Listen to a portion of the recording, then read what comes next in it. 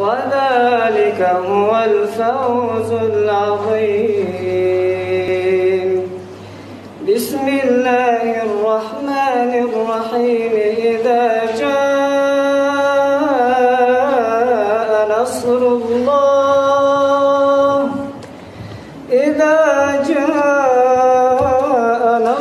الله والفتح ورأيت الناس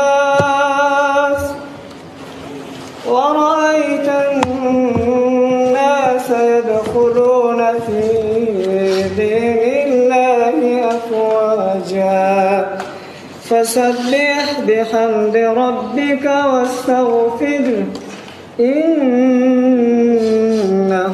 كان توابا. بسم الله الرحمن الرحيم. اللهم صل على روح مبارك سيدنا محمد في الأرواح وعلى جسده في الأجساد وعلى قبره في القبور وعلى آله وصحبه وبارك وسلم. سبحان ربك رب العزة عما يصفون